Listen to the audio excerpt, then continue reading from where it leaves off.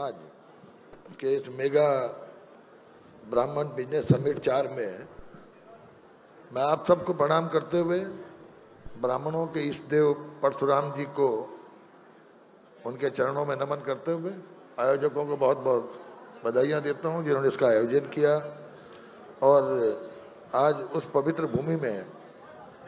मुझे जो आमंत्रित किया उसके लिए सभी आयोजकों का आभार प्रकट करते हुए एक धन्यवाद आपको देना चाहूँगा, क्योंकि समय की बात था भी और मैं बहुत ज़्यादा भी नहीं बोलूँगा, कि आपने ये चौथी समिट आप कर रहे हैं और यहाँ पर ब्राह्मण व्यवसायिक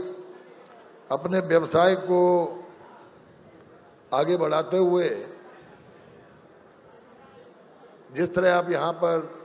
नौजवानों को रोजगार देने का काम कर रहे हैं, आप सब साधुवाद के पात्र हैं। इस अवसर पर इस कार्यक्रम में बहुत ही वरिष्ठ भारतीय जनता पार्टी के बहुत वरिष्ठ नेता, पूर्व राज्यपाल, पूर्व केंद्रीय मंत्री परम आदरणीय कलराज मिश्रा साहब, गुजरात प्रदेश के पूर्व उप मुख्यमंत्री नितिन पाटिल साहब और मध्य प्रदेश के हमारे नौजवान उप मुख्यमंत्री आदरणीय राजेंद्र शुक्ला जी और देवरिया उत्तर प्रदेश से सांसद और जो एक उद्योगपति से राजनीतिक क्षेत्र में आए आदरणीय प्रकाश त्रिपाठी जी, अमित ठाकर जी विधायक जी, सम्मानित मनोज जोशी जी, पूर्व राज्य मंत्री उत्तर प्रदेश वीरेंद्र तिवारी जी, यमल व्यास जी, भरत पांड्या जी, यमलेश दबे जी और इस कार्यक्रम के आयोजक जिनका मैं आभार भी प्रकट करूंगा बुलाने के लिए, दिव्य त्रिवेदी जी, यज्ञेश दबे जी, अश्विन त्रिवेदी जी, अनित दबे जी, उपस्थित ब्राह्मण समाज के सभी सम्मानित उपस्थिति। मैं उत्तराखंड की भूमि से आया हूं, जहां उत्तराखंड की भूमि में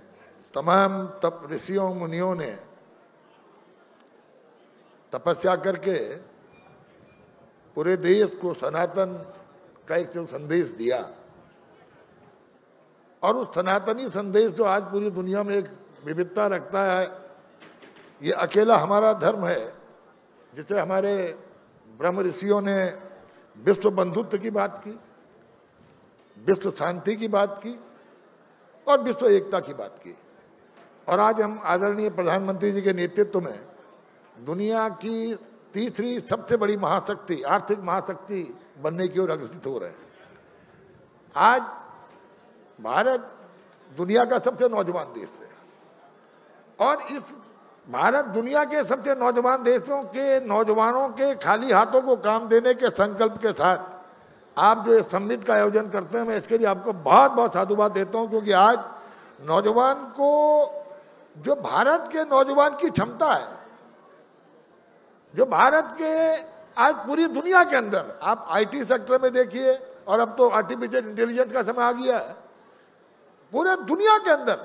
भारत का नौजवान इस सेक्टर को डोमिनेट कर रहा है। जब भारत के नौजवान का माइग्रेशन को रोकने के लिए इस तरह की चीजें जब होंगी, जब यहाँ के स्थानीय लोग अपने व्यवसायों में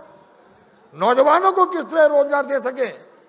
इसके लिए पहल करेंगे, तो निश्चित रूप से देश जो आदरणीय प्रधानमंत्री जी का एक सपना है कि भारत दुनिया का सबसे बड़ा सब शक्तिशाली देश हो, एक आत्मनिर्भर देश हो, एक स्वावलंबी देश हो और दुनिया की सबसे बड़ी आर्थिक शक्ति बने, उसको हम प्राप्त करने में सफल होंगे। आज गुजरात की ये भूमि जो पूरे देश को एक ऐसा नेतृत्व दे रही है, जो नेतृत्व भारत के अंदर, दुनिया के अंदर भारत को एक महाशक्ति के रूप में बनाकर दुनिया को भारत की शक्ति का एहसास करा रहा हो, उस भूमि को नमन करते हुए मैं ब्रह्म समाज को एक बार फिर कहूंगा कि आपने पूरी दुनिया को संदेश दिया, आपने पूरे हिंदू धर्म को आप वहां के रूप में आपने काम किया। आज एक बार फिर आप इस देश को ऐसी दिशा और दशा दें कि ये देश निश्चित रूप से विश्व की सबसे मजबूत आर्थिक शक्ति बने और ब्रह्म समाज का व्यक्ति भगवान परशुराम के प्रति अपनी श्रद्धा रखते हुए एक दूसरे के सुख दुख में काम आए। मैं आपको बहुत बहुत धन्यवाद देता हूं।